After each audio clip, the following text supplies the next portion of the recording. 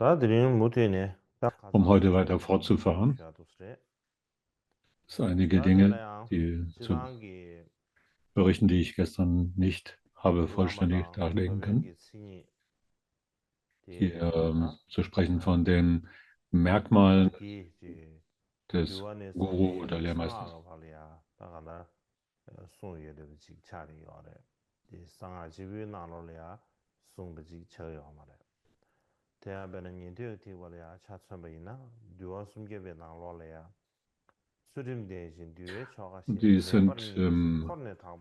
Diese Merkmale sind nicht nur im Vajrayana wichtig, sondern auch schon in grundsätzlichem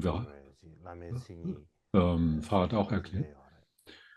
Und dazu heißt es hier, sie sind diejenigen, die Shila, also ein angemessenes, regelgerechtes Verhalten haben und die das Verfahren des Vinaya kennen, voll Mitgefühl für Kranke sind, voll mit makelloser Gefolgschaft, und sie mühen sich mit Dharma und materiellen Nutzen zu bringen und rechtzeitig Ratschläge zu geben, werden als Guru oder als Lehrmeister bezeichnet.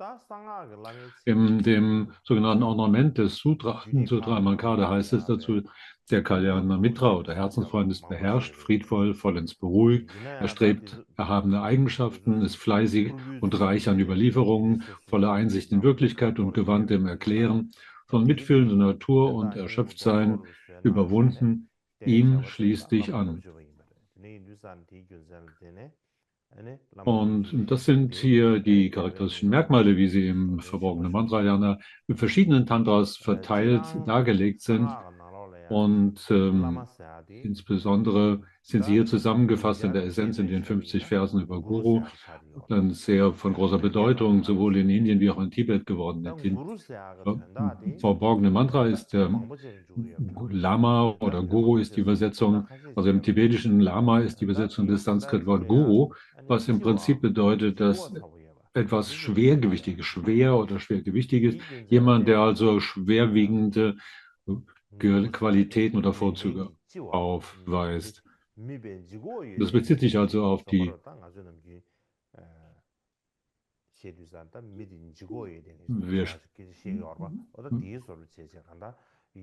heißt also nicht jetzt hier, das körperlich schwer zu sein, sondern ist das etwas, was von schwergewichtig ist. Ist das Gewicht aller Qualitäten und Vorzüge, die in jemand ruht.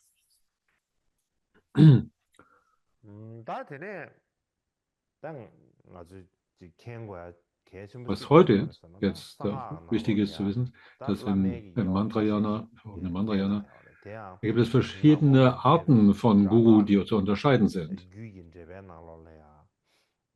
Zum Beispiel in dem Kommentar zur Yamarikshana Tantra des Krishna Pada heißt es, das Lesen des echten Dharma, das Geben, das Erklären und Aufzeigen und Upadesha Kernunterweisung verleihen, Abhisheka verleihen und die Mandala-Rituale. Diese 6 Arten von Meister oder Guru werden bezeichnet. Und in dem indischen Kommentar oder Wortkommentar dazu heißt es, betreffend wer ist Lehrmeister zu heißen, Lehrer, der auf Handlungen wie Einweihung und dergleichen vollzieht, oder auch jemand, der das Sprechen der Lehre, das Erklären, Gewähren von Anweisungen und das Durchführen von Abhisheka und Ritualen und so weiter kennt. Solche wird als Meister bezeichnet.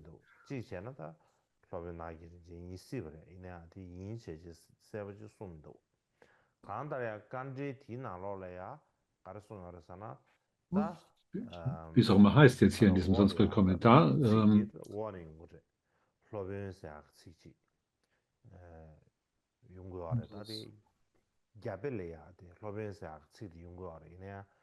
das Wort Lehrmeister oder Acharya im Sanskrit taucht im Sanskrit auf. Im Tibetischen ist das dann nicht mehr enthalten. Das ist also jemand, der hier die Arbeit erledigt, wie zum Beispiel Abhisheka zu verleihen.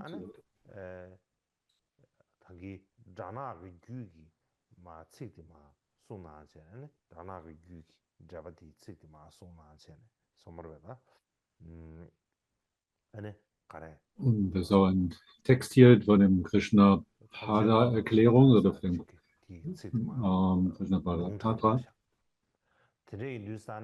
darin diese Worte genauer erklärt, die also, wie auch bereits vorher genannt, wie da Erklärungen zu geben und Abhisheka und so weiter.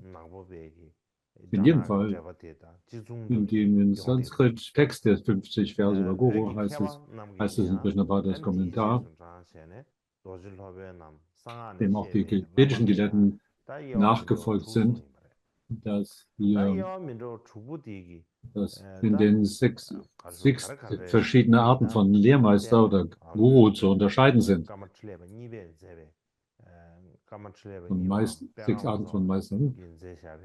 Und hier in dem Rennwagen des genannten Textes in der Karmakanz-Tradition, da heißt es hier, also erstmal echten Dharma zu lesen, heißt ein Lehrer, der die verschiedenen Vorsätze lehren kann, die mit Mantrayana verbunden sind. Geben heißt hier,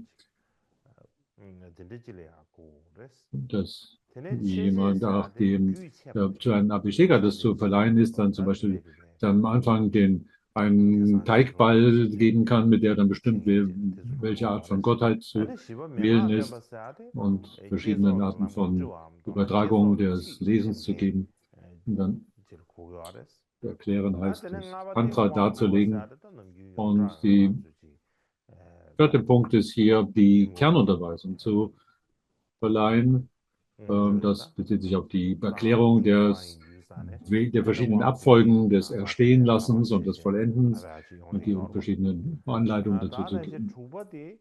Und dann das fünfte war ist die Abhisheka zu verleihen und Mandala einzuführen und so weiter, diese Rituale. Und das sechste ist dann das Einsegnen oder Weihen, Feuer-Pujas und so weiter, solche Aktivitäten durchzuführen. In jedem Fall, wenn wir über die verschiedenen Arten von Guru hier oder Lehrmeister sprechen, dann sind das nicht diejenigen, die alleine nur Abhisheka verleihen, sondern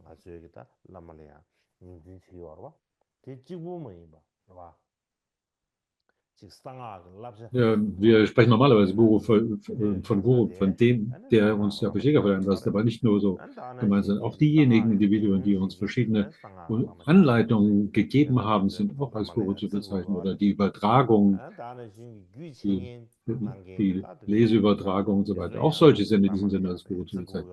Und auch solche, die uns die Tantra-Bedeutung darlegen. Und aus diesem Grund heraus, wenn wir normalerweise sagen, Abhisheka zu verleihen, dann, wenn wir von einem Guru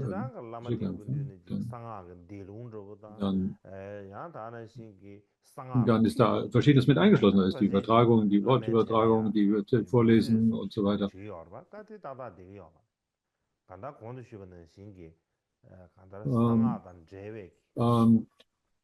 Oder wir das vergleichen mit jemandem, der uns nur eine Leseübertragung gibt, wenn wir dann sagen, ach, der gehört aber nicht in die Gruppe unserer Gurus. Das ist aber eigentlich nicht angemessen, sondern es ist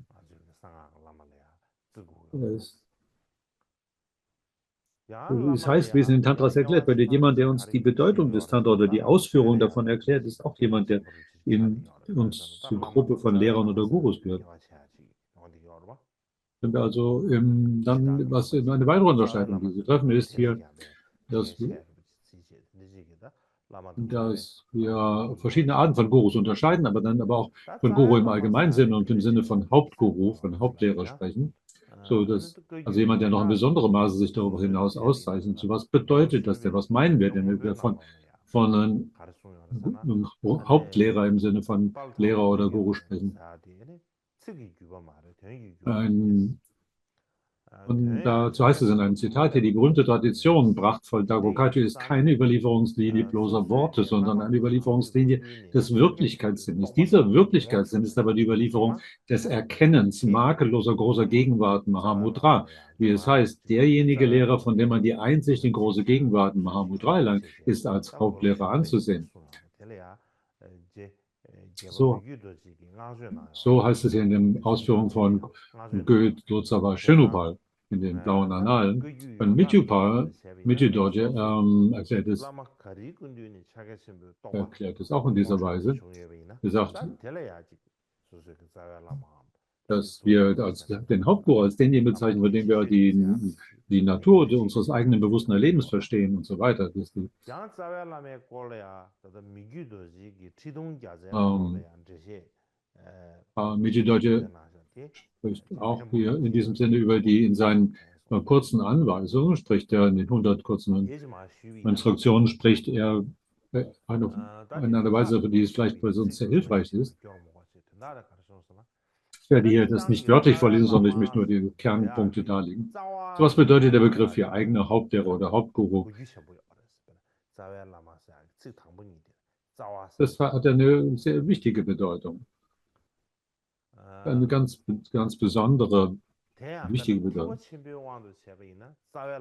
Zum Beispiel im Mahayana ist der Hauptguru derjenige, durch den wir in unserem eigenen Erlebensstrom die beiden Arten von Bodhicitta, Herzensmut, haben entzünden können. Und wenn diese in unserem Lebensstrom entstanden sind, dann ist das im Sinne von Mahayana, ist dieserjenige, der das veranlasst und möglich gemacht hat, für uns der Hauptlehrer, im verborgenen Mantra, der privaten Mantra ist hingegen derjenige, der uns ermöglicht, dass wir ununterscheidbar Wonne und Leersein erkennen, ist derjenige, von dem wir als Hauptlehrer oder Hauptguru bezeichnen würden. Kurz gesagt,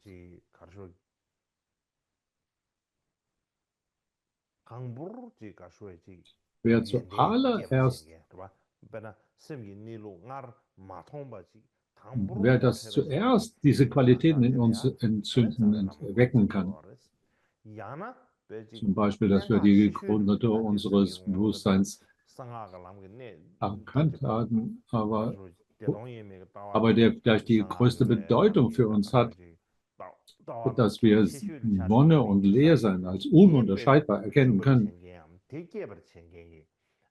ist der Guru, der das ermöglicht, der uns das Erkennen ermöglicht. Der sollte als unser Hauptlehrer, als Hauptguru bezeichnet werden. Das ist eine Art von Guru oder Hauptlehrer. Selbst wenn 1000 Buddhas uns erschienen, um an seine Stelle zu treten, und uns bedeuteten, wir sollten uns nicht für diesenjenigen interessieren, dann wären sie nicht in der Lage, unsere Vertrauen in die Begeisterung für die Vorzüge und die Güte dieses Lehrers zu beseitigen oder auszuräumen, der uns das allererst hat ermöglichen können und das in uns erweckt. Das ist von solcher großen, unglaublichen Güte ist die Nation gewesen, dass selbst Tausende von Buddhas, die uns erschienen, uns davon nicht abzubringen in der Lage wären. Diese Art von Guru, so wie ich das bereits vorher gesagt habe, ist im Sinne von Mahayana wäre das, der uns die beiden Arten von Bodhicitta, Herzensmut im Sinne der Anscheins und der Wirklichkeit in uns selbst ermöglicht. Oder hier im Sinne von Vajrayana, der uns die Wonne und Leersein dazu unterscheidbar erkennen lässt. Und aber mindestens jemand, der in uns die Einsicht erwecken kann, dass die Sterbezeitpunkt ungewiss ist, der wäre, der aus solcher Art uns echten Dharma lehren kann. Der uns sollte, dass so jemand würde man als unseren Hauptlehrer bezeichnen, der uns zu echter befreiender Information inspiriert, weil der Zeitpunkt unseres Sterbens ungewiss ist. Solche einer wäre auch als Hauptguru zu sehen. Das heißt, dieser Guru, dieser Lehrer ist wie eine Bedingung, ein Katalysator, weil seine Gegenwart dieses in uns auszulösen in der Lage ist. Das heißt, dass alle anderen gewöhnlichen Aktivitäten oder Handlungen letztlich bedeutungslos sind, dass sie nur Täuschungsscharaden oder Manöver sind, die dazu gedacht sind, uns in die Irre zu führen, Und auch, das ist ja keine Art und Weise ist, für dieses und das nächste Leben etwas zu tun. Selbst wenn wir für das nächste Leben etwas tun und diese Macht dazu hätten. Aber selbst wenn wir ein einziges, so, wenn also auch nur ein einziges, wenn wir kein einziges Wort von Dharma von ihnen empfangen hätten, aber diese Haltung in uns angeregt wäre,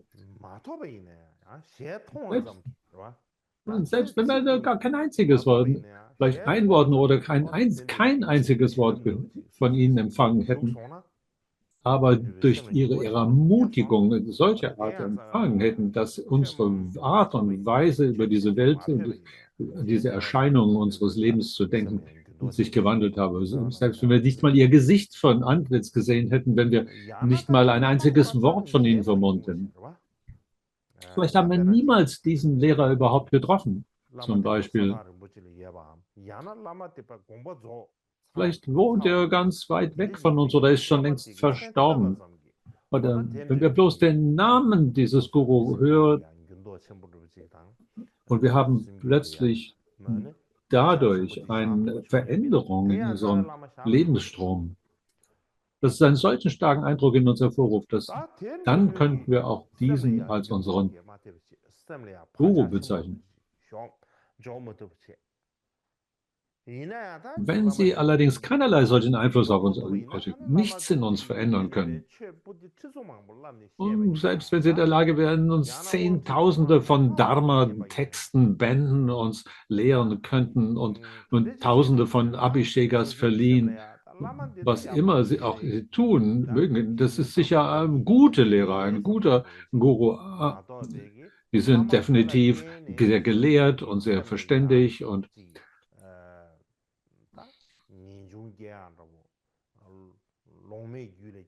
vielleicht haben wir auch eine Art von Dringlichkeit, empfinden wir in ihrer Gegenwart oder eine Idee von Karma und Ursache und Wirkung, die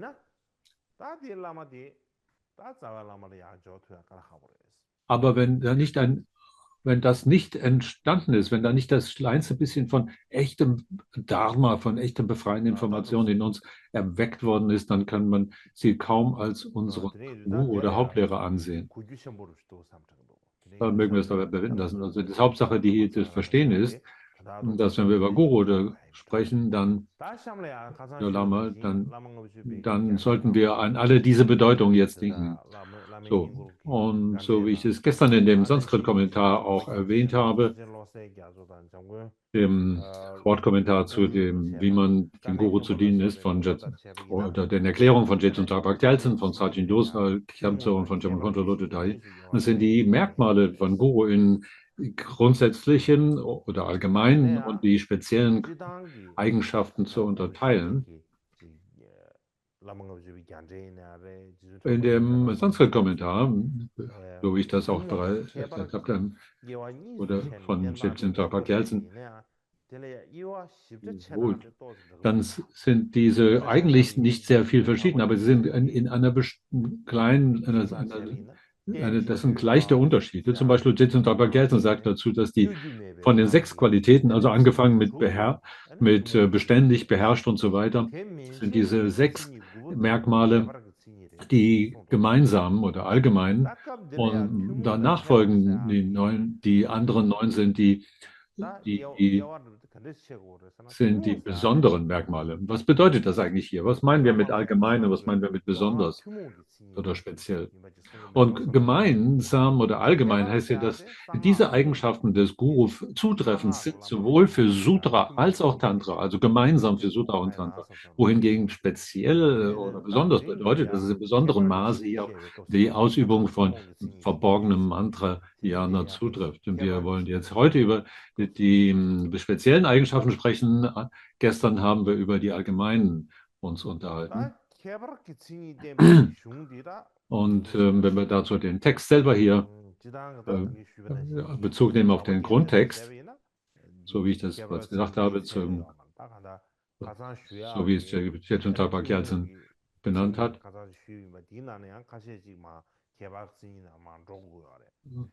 Gibt es hier einige Punkte, die wir der anderen Tagesschau hier behandelt haben.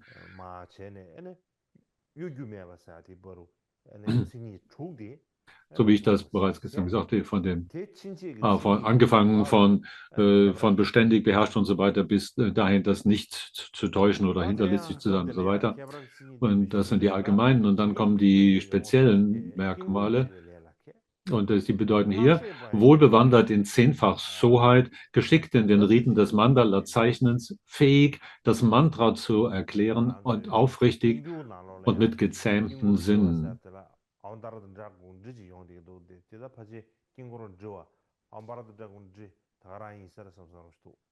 Da gibt es dann verschiedene kleine Unterschiede in der tibetischen Rechtschreibung hier. In einem anderen Text heißt es also nicht hier, ja, also, da kommen wir später zu. Heißt es nicht aufrichtig, sondern begeistert. Der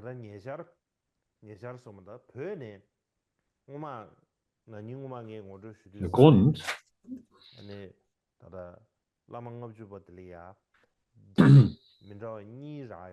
warum ich letztes Jahr gesprochen habe über die 50 Verse über Guru, dann gibt es verschiedene Texte, die nicht vollständig übersetzt sind. Und da gibt es auch letztlich neuere Kommentare, die erst kürzlich erschienen sind, neu gefunden worden sind.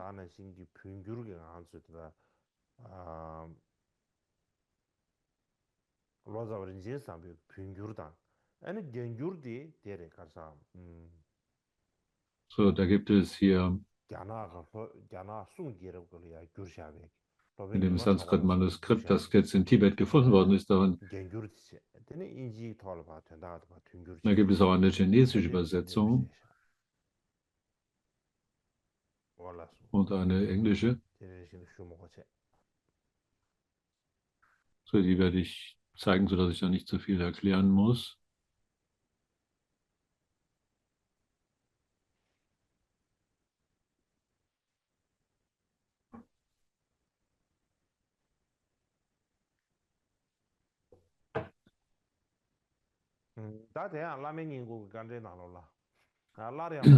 So aus dem Erklärungstext im Sanskrit heißt es, damit fortzufahren.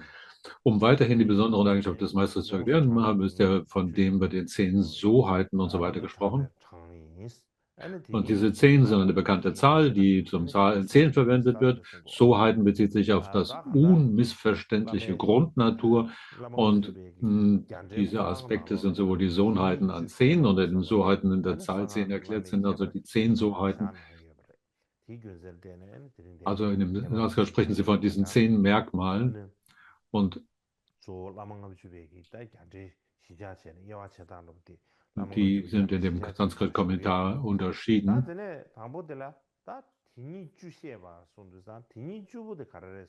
Und das ist also der Sanskrit-Kommentar, den wir hier zugrunde legen, der wird eine Art des Kunst dem Guru zu dienen.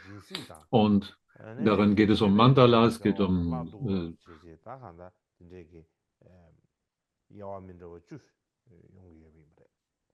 Mandala, Samadhi, Mudra, Mantra, Tanzschritte, die Sitzhaltung, Wiederholung, Feuerpuja und die Handlung des Darbringens und Auflösung.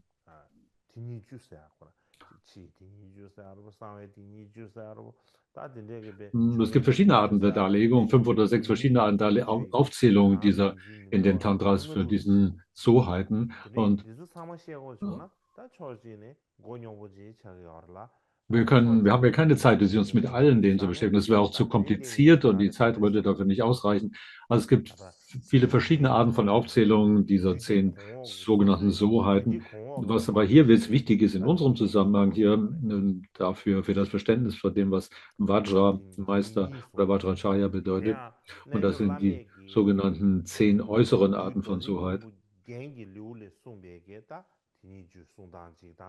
In den Yoga Tantra sind ähm, gibt es ein Ornamentkapitel vor dem Vajragarbha Tantra. Da wird über die verborgenen oder die 10 externen oder äußeren Arten von Suheiten gesprochen. Und wir sprechen jetzt hier über die 10 äußeren Arten von Suheiten, wie sie in dem Sanskrit-Kommentar auch aufgezählt werden, die in der Kunst dem Guru zu dienen.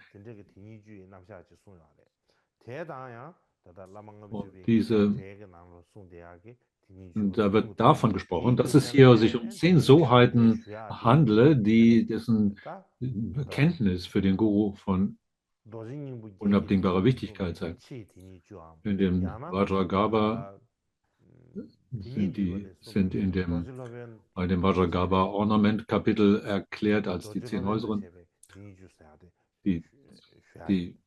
und die 10 für einen Vajracharya sind in dem Yoga-Tantra von Tattva Samgraha dargelegt. Das Erste, was hier benannt wird, ist Mandala. Mandala ist sozusagen die Grundlage für ein Ritual, eine Weihung oder eines Abhisheka zu vollziehen. Und das heißt in dem Text der Kunst, dem Guru zu dienen, heißt es darin, die 3 Arten von Mandala, des Körpers, der Sprache und des Bewusstseins. Und was wir hier mit Mandala meinen, dass sie geschickt seien in der Soheit des Mandala.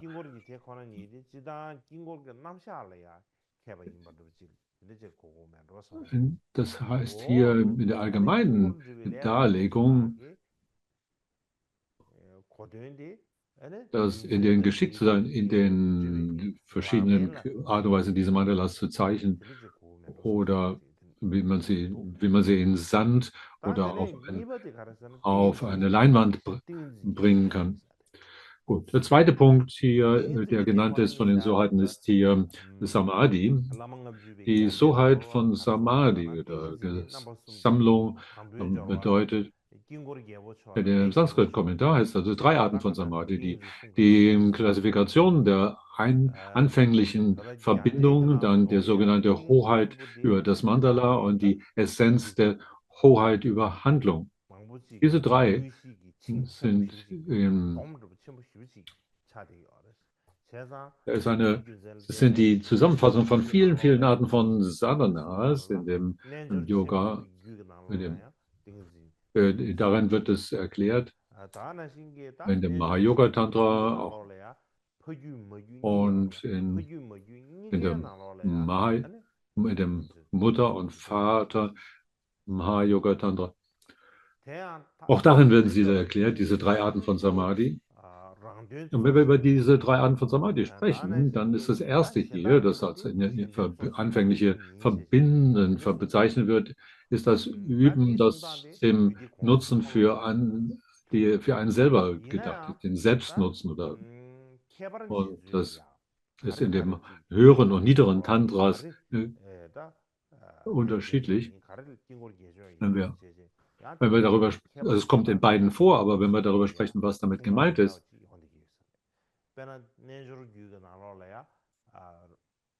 und dann die beiden anderen, die genannt sind,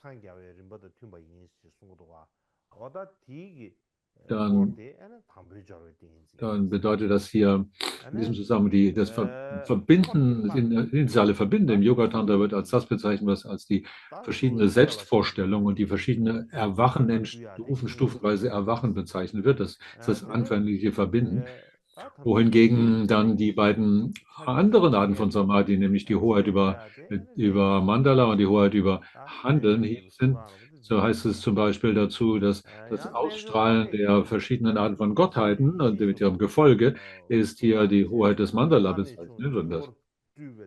Oder die Weisheitsgottheiten einzuladen und zu Aktivitäten, das ist die Hoheit des Handelns. Und in Janapadas Tradition, auf dem des Buch Samaja, heißt es dahingegen, dass das das Ausstrahlen des Mandala aus dem Mutterleib und die Weisheitsgottheiten zu empfangen, Abhisheka und so weiter und so weiter. Das ist als die Hoheit des Mandala bezeichnet und Samadhi, was dahingegen das zur Beruhigung und andere Aktivitäten, das sind als die Hoheit des Handelns bezeichnet. Es gibt also viele Arten von solchen Klassifikationen von Samadhi und der Vajrameister der Vajracharya ist also hier jemand, der bewandert sein muss in diesen verschiedenen Staaten des Yogas, der Weisheitsgottheit.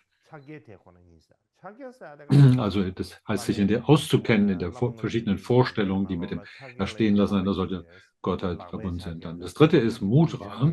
Da gibt es wieder in dem Kommentar, dass der Kunst dem Guru zu dienen, heißt es dazu, verschiedene Arten von Mudra, ganz allgemein. Mudras sind im Kriya Tantra erklärt, zum Beispiel von Manjushri Tantra oder im Charya Tantra, dem Tantra, das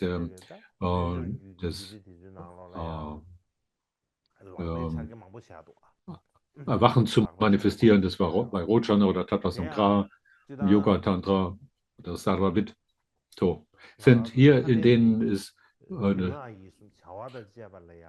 das, was wird einmal die Bedeutung, sind verschiedene Handmudras erklärt. Handmudras sind solche, die hier die Funktion haben, gewöhnliche Körpersprache und Bewusstheit zu siegeln, zu versiegeln mit den erhabenen Körpersprache und Bewusstsein der Gottheit.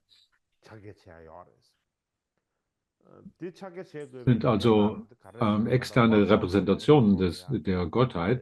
Und inneres Mudra heißt hier zum Beispiel das Vajra in dem Herzen und so fort. Und andere Arten von Darstellungen. Und die 4 Arten von Mudra sind in den Händen, sind je nach Kontext. In dem glorreichen Tantra dazu heißt es, dass ein Körper ohne Bewusstheit ist wie eine Wand, einfach eine Mauer oder eine Wand, und ein Bewusstsein ohne Körper ist wie Raum. Die beiden können zu solcher Art keinerlei Aktivität davon kommen oder gehen, vollbringen, und wenn beide aber zusammen sind, dann können sie Ziele erfüllen. So sind in gleicher Weise innere Mudra ist grundsätzlich vorhanden, aber wenn nun mit den Handmudras kombiniert wird und man die verschiedenen Gottheiten erinnert, dann ist man in der Lage, den Sinn und Nutzen zu vollbringen und damit ein Ergebnis zu erreichen. Also auch in dem Mudra, es gibt auch Mudras in dem höchsten, unübertreffbaren Tantra und verschiedene Mudras wie im Chatropika und alle anderen Tantras.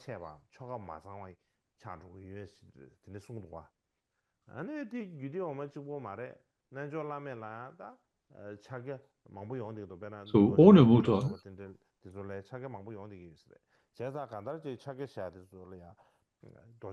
Und damit kommen wir zum Mantra. Und Mantra, es gibt die Suha des Mantras, heißt, dass jede verschiedene Gottheit hat ein eigenes Mantra. Und die Hauptgottheit hat verschiedene Mantras. Es gibt ein Grundmantra, das Essenzmantra, das Herzessenzmantra und so weiter. Und man muss die Bedeutung verschieden kennen. Das heißt, dass auch ohne das Hinzukommen von Mantra wären Mudras alleine nicht komplett. Das ist also die Wichtigkeit, dass ein Guru ist, also jemand, der so hat des Mantras, also die verschiedenen Arten von Mantra kennt und die Bedeutung und die Verwendung und so weiter. Punkt 5 ist hier unter den Suhaten die Tanzschritte, und da gibt es in dem Kunst des Dienen des Gurus wiederum die Erklärung, gibt es verschiedene Arten von Tanzschritten, wie zum Beispiel der Bienenschwarm. Das ist also der Name hier, wenn wir Bienenschwarm sagen, ist der Name eines besonderen Tanzschrittes, das gemeint ist. Da gibt es zum Beispiel was wie den rechten Fuß ausstrecken, den linken ausstrecken, dann voranschreiten, den Vajra-Schritt, den Schildkrötenschritt, das Bienenschwarm und das Meer der Regung und andere Schritte. So. Und dann gibt es dann gibt es auch die Handbewegung und so weiter. Und im Yoga-Tantra wird auch noch Yoga-Tanz gesprochen oder im Kala-Chakra oder Dakana Varna-Tantra des Chakrasamvara oder dem Vajrasung-Tantra von He Vajra und Vajramala-Tantra von Guhya-Samvara und so weiter. Werden viele verschiedene andere Schritte erklärt. Und sie werden zum Beispiel hauptsächlich dafür notwendig, um den Grund in Besitz zu nehmen, den Grund zu weihen und so weiter. Das sind auch verschiedene andere Tanzschritte, die dem dienen, die Geschenke darzubringen und so fort. Gibt es unterschiedliche Formen der Tanzschritte. Selbst in Tibet sind solche Tänze bekannt und als Cham oder Lama-Tanz. Oder und da gibt es auch die verschiedenen Handbewegungen, die auch als Gar bezeichnet werden. Und Gar sind die Handbewegungen und wohingegen andere die Cham sind die Tanzschritte mit den Füßen.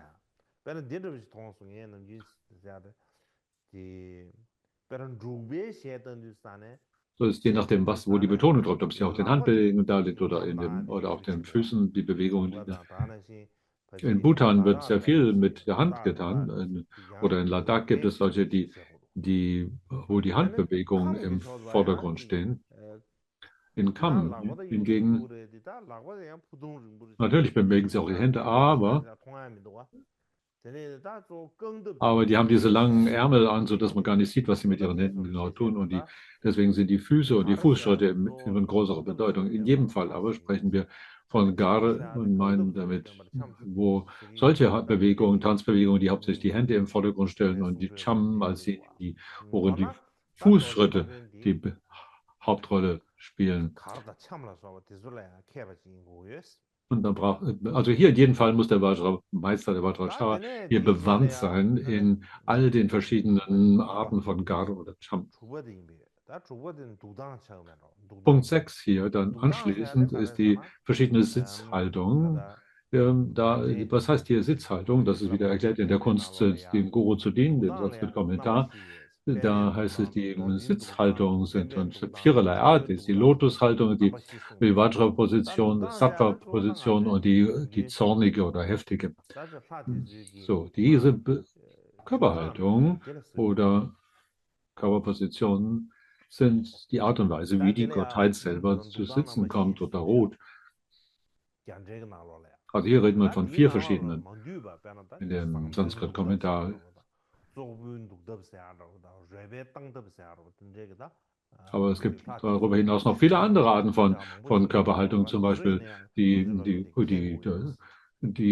hockende Haltung, die des Maitreya und die sich zu entfernen und so weiter. Also der Vajra-Meister muss alle diese verschiedenen Haltungen kennen. Was heißt hier Vajra-Sitz? Ich dachte, reden wir zuerst mal kurz über die Vajra-Sitz. Aber ich glaube, das ist vielleicht nicht so von großem Nutzen. Ich werde vielleicht jetzt nicht so viel über die Körperhaltung mich auslassen. Und dann kommen wir zum 7. Punkt. Der 7. ist Wiederholung. Was ist mit Wiederholung gemeint? Im Sanskrit-Kommentar der Kunst des Guru zu dienen, gemäß heißt es, da gibt es die zornvolle oder die heftige Art der Wiederholung, die Vajra-Wiederholung, die ausstrahlende Wiederholung oder aussendende Wiederholung und die beendende Wiederholung. Diese verschiedenen Arten Darlegungen, die es gibt dazu, welche mit dem Maler verbunden sind, die mit dem Gottheit und wie das Mantra zu wiederholen ist und die Anzahl der Wiederholungen und so weiter und so weiter. Also es sind viele verschiedene Dinge miteinander verbunden. Also es erfordert ein grundlegendes, weites Wissen darüber, in welcher Art diese Wiederholungen hier durchzuführen sind. Damit kommen wir zu Punkt 8, nämlich den Feuerpuja. In dem Sanskrit-Kommentar der Kunst im Guru zu denen heißt es, es gibt 4 Arten von Feuerpujas, nämlich es gibt solche, die befriedende, die anreichernde, die einflussnehmende und die heftige oder zerstörende Art von Feuerpuja. Das ist also die verschiedene Arten.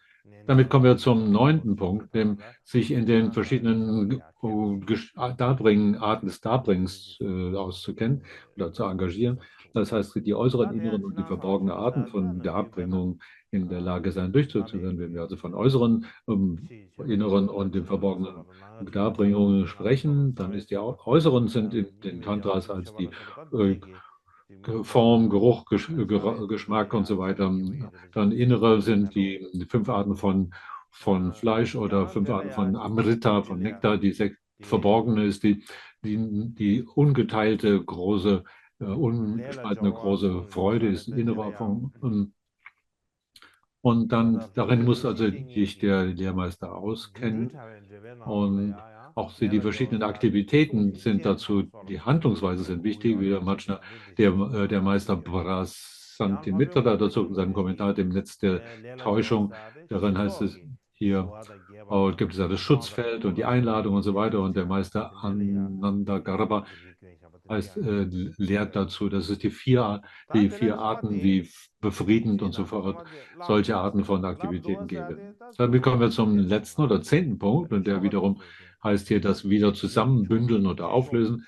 Und damit ist, was damit gemeint? Das heißt, es gibt 2 Arten von solchem Zurückbündeln oder wieder auflösen. In dem Sanskrit-Kommentar heißt es dazu, wenn wir also dann wenn wir das Weisheitsmandala wieder bitten, sich zu entfernen und die vorgestellte Mandala in uns selber auflösen, das ist hauptsächlich im Yoga-Tantra so erklärt. In dem unübertreffbaren Yoga-Tantra hingegen, im Anuttara-Yoga heißt es dazu, aber manchmal wird man nicht die Weisheitsgottheiten so bitten, sich zu entfernen. Man löst dann über die Vorstellung auf, der Reihe nach, wie sie in der Vorstellung des Mandalas angemessen sind.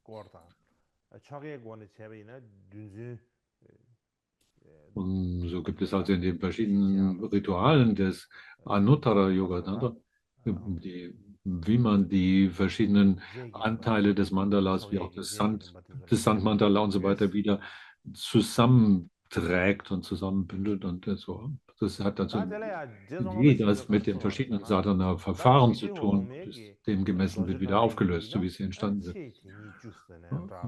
Im die Songkaba erklärt dazu, dass der Vajrameister auch in dem niederen Tantras Klassen sich auskennen muss als die 10 Arten von äußeren Soheiten und während der Vajrameister in dem Anuttara Yoga, dass sich mit den 10 Arten von verborgenen Soheiten sich auskennen muss.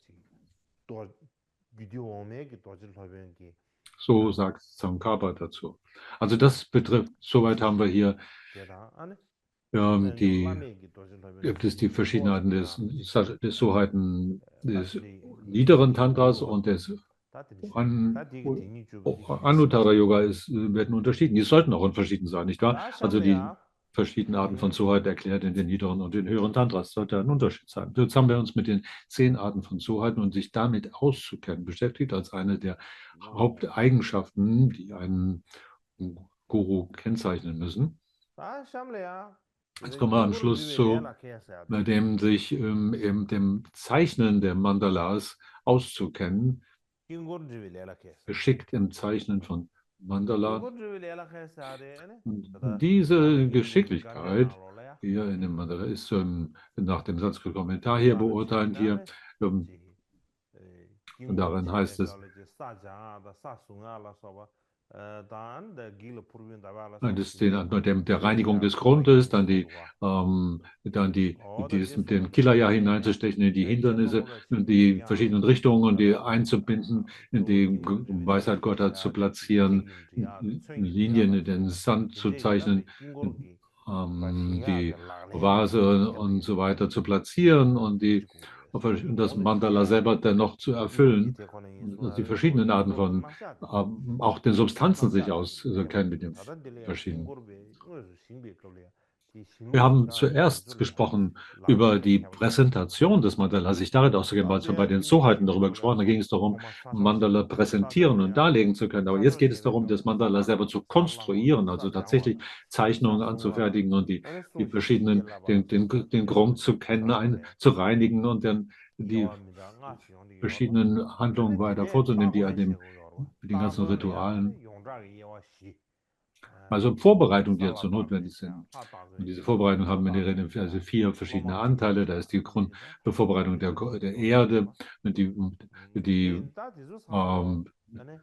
der Vasen, dann ist die Vorbereitung der Schüler, und das Schutzfeld und so weiter. Und alle diese Dinge hat sich ein Guru auszukennen. Es gibt also verschiedene Arten von, von Arten von Guru. Aber das Wichtigste natürlich ist, dass ein Guru in der Essenz in der Lage ist, einen solchen Abhisheka durchzuführen. Und dieses ist darin muss er sich auskennen, unbedingt und unabdingbar auskennen in den Vorbereitungen, in dem Hauptteil und in den Abschlussritualen, die mit einem solchen Abhisheka verbunden sind. Ein solcher Guru muss alle Anteile in der Lage sein, selber durchzuführen. Natürlich gibt es manchmal auch eine Hilfe, so jemand, der sich für den Altarmeister eine Vajra der Handlung genannt und so weiter. Solche, aber im Prinzip muss der Guru in der Lage sein, alle diese Dinge selbstständig durchzuführen. Und Je Tsongkhapa schreibt dazu in seinen verschiedenen Stadien des Mantra, großen Stadien des Mantra. Also der Meister und seine Hilfe müssen zusammen in der Lage sein, die Karma-Linie zusammenzuzeichnen. So wie der großen indischen Gelehrten Nagabodhi, Namaka Kyalsang und Gyana Sena, Jayasena gesagt haben. Also, wenn man also die verschiedenen Farben aufträgt, bei einem Sandmantel zum Beispiel, dann muss man in der Lage sein, die verschiedenen Farben einzufügen. Wenn der Lehrmeister selber nicht in der Lage ist, alle Farben selber aufzufüllen, alle Farbfelder selber aufzufüllen, dann ist es durchaus möglich, jemand anders zur Hilfe zu bitten dabei. Für die Linien zum Beispiel müssen der Schüler und Meister beide zusammen durchführen. Aber der Meister selber muss in der Lage sein, im Prinzip alles alleine machen zu können. Es gibt im Grunde genommen die Linien zu ziehen, gibt es keine Ausnahme, dass der Lehrer mit eingebunden sein muss. Er muss in der Lage sein, das zu machen, auch wenn das Auffüllen vielleicht delegieren kann. So, das ist keinerlei Entschuldigung, dass für diese Linien zu zeichnen, der Lehrmeister selber mit eingebunden sein muss.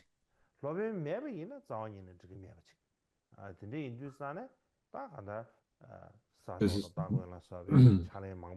also durchaus, es ist,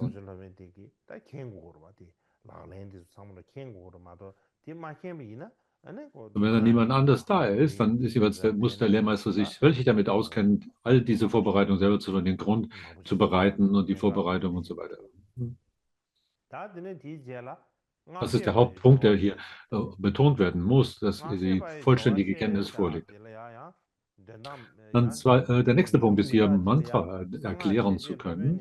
Und wenn wir darüber Mantra sprechen, dann gibt es verschiedene Arten von Mantras und verschiedene Arten wie es in den 50 Versen über Guru heißt hier, sind geschickt darin, in der Lage zu sein, Mantra darzulegen. Was wir damit meinen, ist,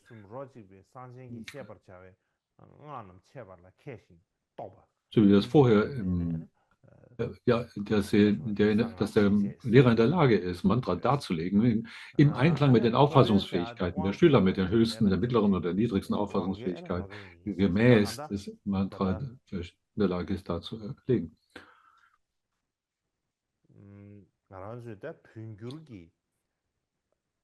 In der tibetischen Übersetzung der 50 Verse über Guru sagt es nur, in der Lage zu sein, Mantra zu erklären, aber in Je Tsongkhapas Kommentar heißt es dazu, da gibt es eine Übersetzung, eine andere Übersetzung bei Chaklotsava. Was wir jetzt hier benutzen, ist die von Schönopal, aber es gibt aber auch eine andere Übersetzung, der 50 Verse über Guru von Chaklotsava. Ich habe versucht, danach zu schauen, aber ich habe sie selber noch nicht in meine Hände bekommen. Ich hoffe, dass das in der Zukunft der Fall sein wird, aber jedenfalls sagt Je Tsongkhapa das in diesen Chaklotsava-Übersetzungen. Es heißt, ein Meister, der in der Lage ist, Mantra zu erklären, es erklärt die Darlegung ist hier ein bisschen besser. Darin heißt es, der muss in der Lage sein, Mantra anderen zu erklären und der Bedeutung davon ist. Und das scheint hier wirklich, Tsongkhapa sagt,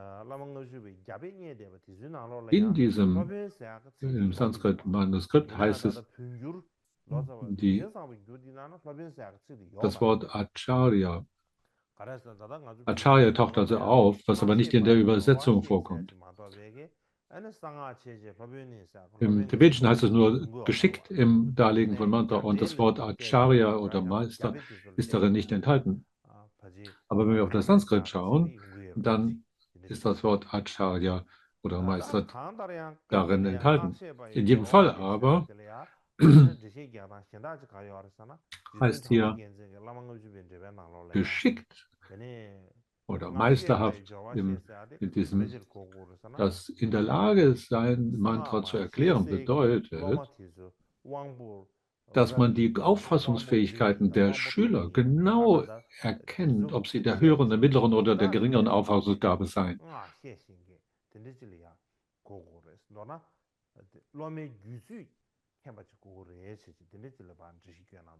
Also im Prinzip, man muss es genau angemessen erklären können, so dass es dem Level oder der Fähigkeit des Schülers entspricht. Also um Tantra zu lehren, muss man tatsächlich genau die Fähigkeiten der Schüler erkennen und wissen, wie man damit umgehen muss.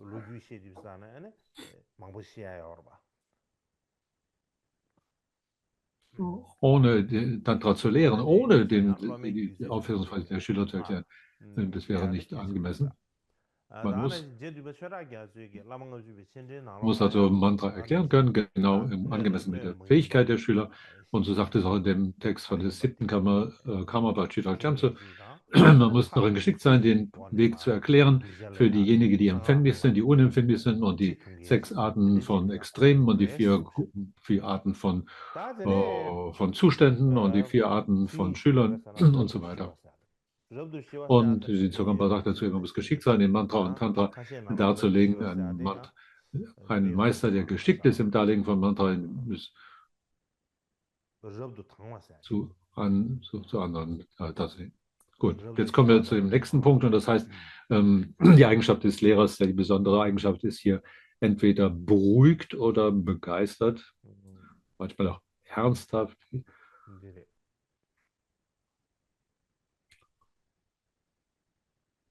Das ist ja unterschiedlich, je nachdem, welche Rechtschreibung des Tibetischen da in den verschiedenen Versionen benutzt.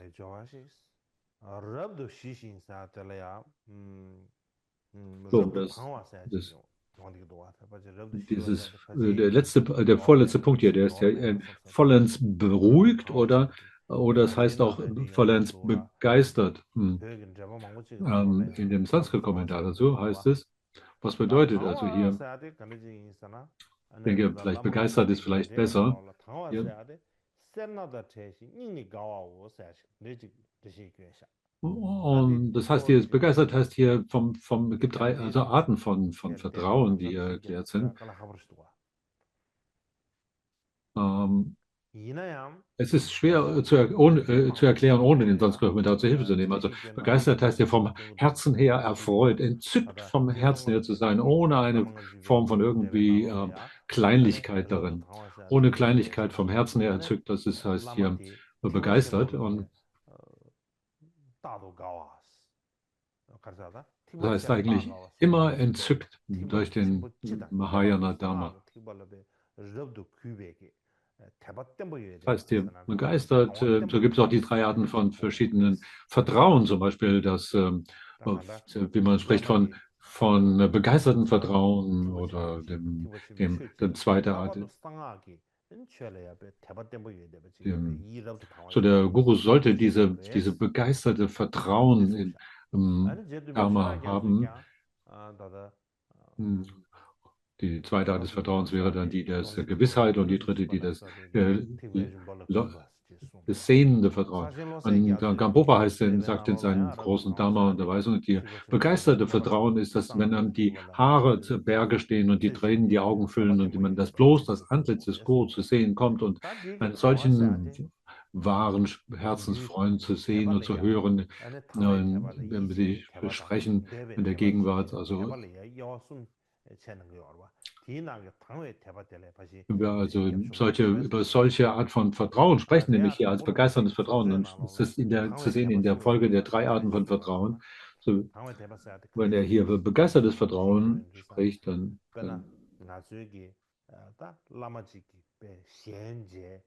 dass man, wenn man die Gestalt des Gurus sieht, sein Antlitz gewahrt, wenn man in die Gegenwart einer solchen überragenden Erscheinung kommt oder eines besonderen Gegenstandes, dann in uns die halt fühlt, dass die Haare einem Körperhaare zum Berge stehen und die Tränen die Augen füllen und also unsere Gemütsverstörungen sind im Augenblicke befriedet und beruhigt und man fühlt sich von einer inneren Begeisterung durchdrungen, von tiefem Vertrauen durchlebt. Das ist mit begeistertem Vertrauen gemeint.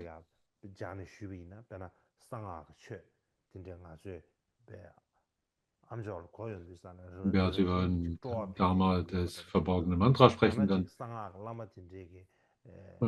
muss mal eine gewisse Begeisterung zu spüren sein. Dann muss eine Verzückung darüber verspürbar sein.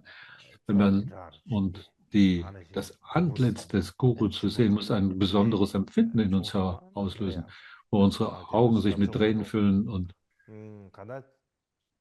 das wird man als begeisterndes Vertrauen bezeichnen oder Hingabe.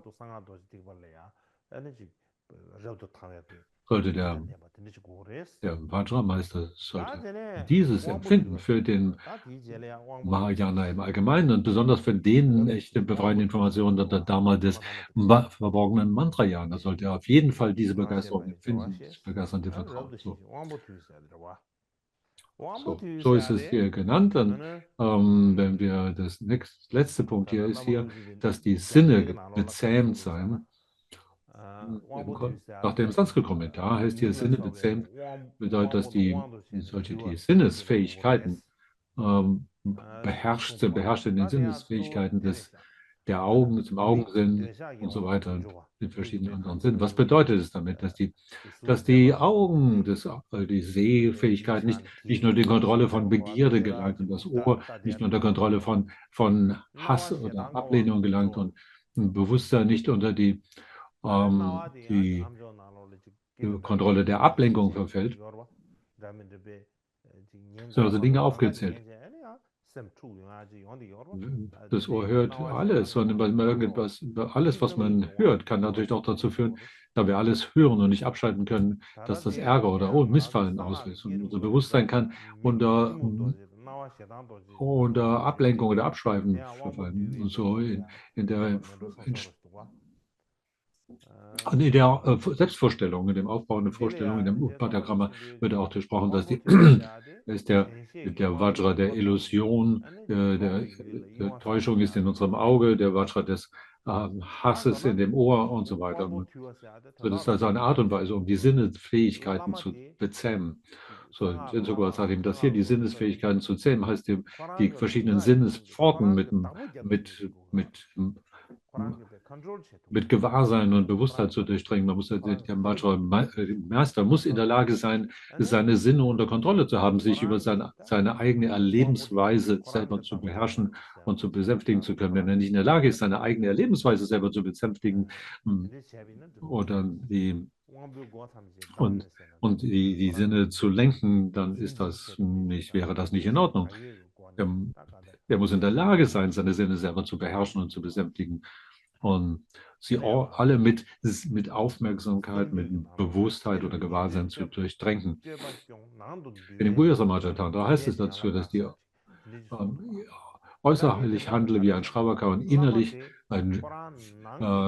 sei verzückt von den Sinneskontakten. Das heißt also, wie immer groß die Erkenntnis und Einsicht des Gurus ist, dass er in der Lage ist, nach außen friedvoll und beherrscht in seinem äußeren Körper und Sprache auftreten zu können.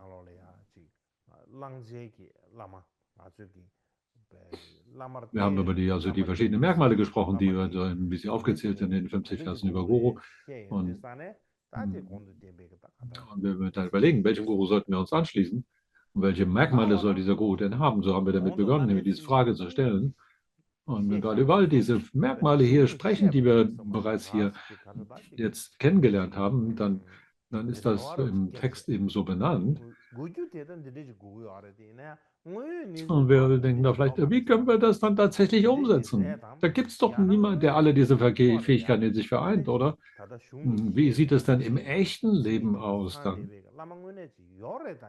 Ja, sind da tatsächlich Gurus oder der Meister irgendwo zu finden, die diese Eigenschaften alle in sich vereinen, wie sie dort in den Tantras dargelegt sind? Also wäre natürlich toll, wenn da jemand wäre, der alle diese Eigenschaften in sich bündelt und wir könnten eine Checkliste nehmen und sagen, können damit durchgehen und prüfen und sagen, oh, wenn da jemand wäre, der alle diese Eigenschaften hier zum Abhaken in sich vereinigt. Also alle die besten und guten Dinge sollten in ihnen vereinigt sein. Gibt es tatsächlich denn überhaupt Gurus, die eine solche Eigenschaften alle in sich einander verbinden? Wenn man solche Frage stellt, dann wäre es gut, wenn man so jemand hätte. Aber wenn man auf die Lebensgeschichten der früheren Gurus schaut, wie sie in der KG Nima-Schulen oder ich sag ja, oder Gelugban Nima-Schulen dort aufgezählt werden, dann sind natürlich, da gibt es genau Beispiele dafür für solche Gurus, die alle diese Eigenschaften in sich vereinen. Wenn man auf ihre Lebensgeschichten und Befreiungsgeschichten schaut, dann alle die verschiedenen Herzensfreunde, diese Kalinia Mitras, die drin sind, sie haben in einer Weise sich in ihrem Leben engagiert, haben es geübt in ihren Versenkungen und so weiter, sind große Siddhas und Gelehrte geworden. Und wir könnten tatsächlich diese als Lehrbeispiele, als Vorbilder für uns erwählen. Natürlich gibt es Dinge, vielleicht die irgendwo in den Tantras enthalten sind, die Sie nicht alle wissen, aber das sind alle diese Dinge, die Sie Bescheid wussten über Tantras, und das können wir aus Ihren eigenen Schriften dort entnehmen, die Sie hinterlassen haben. Es sind viele große Meister in der Sakya Gelo Kagyunima Schulen, die Überlieferungslinien, die all diese Eigenschaften exakt so, wie sie in den 50 Jahren über Guru beschrieben sind, in sich vereinten. Das ist nicht nur, dass wir mit einer leeren Hoffnung herumlaufen müssen, dass es irgendwo doch jemand geben möchte, bitteschön, der diese Eigenschaften aufweist. So sagen wir, haben eine Wunschliste, wir sagen, oh, das wäre alles schön, wenn es so jemand gäbe. Aber das ist nicht nur einfach leere, trockene Worthülsen, sondern ist tatsächlich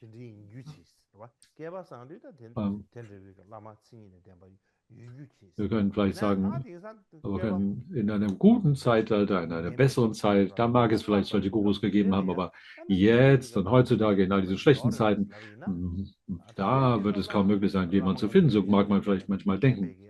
Denn jetzt vor dem Zeitalter des Verfalls,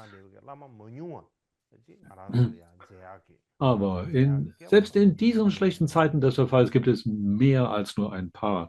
Gibt es zahlreiche solche Gurus und Lehrmeister, die zum Beispiel in meiner eigenen Erfahrung.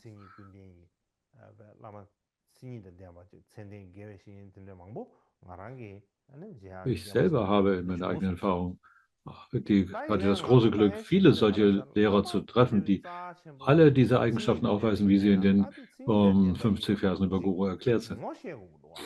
Es gibt viele bedeutsame Gurus und Lehrmeister, die wir erkennen können und müssen, dass sie wie wertvolle Juwelen sind. Und die wir erkennen sollten. Es ist wichtig, dass man solche Juwelen richtig erkennt. Und wenn man zum Beispiel einkaufen geht, dann ist es wichtig, dass wir wissen, was sind die echten Juwelen und welche nicht. Sonst kommen wir vielleicht manchmal, denken wir, oh, da gibt es wir haben vielleicht das falsch ergriffen, haben eine Nachahmung oder etwas ergriffen, was nicht die Eigenschaften hat, sondern haben jemand zum Guru erwählt, der all diese Erfahrungen nicht in sich trägt. Oder aber auch Dinge, die wirklich Juwelen sind, für solche Juwelen zu erkennen.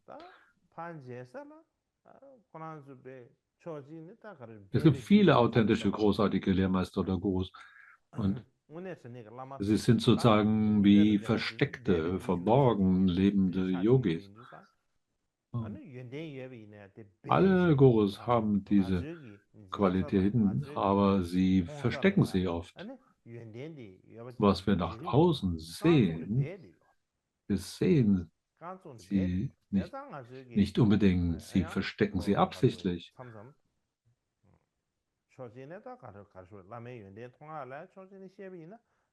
Wenn es darum geht, die Qualitäten des Gurus zu sehen, in der Lage sein, sie zu sehen, man braucht man ein gewisses Maß an innerer Gutheit, eine Reife, um die Merkmale eines Gurus tatsächlich sehen zu können. Nur die Schüler, die die angemessenen empfänglichen Gefäße sind, sind in der Lage, einem solchen Lehrer zu folgen.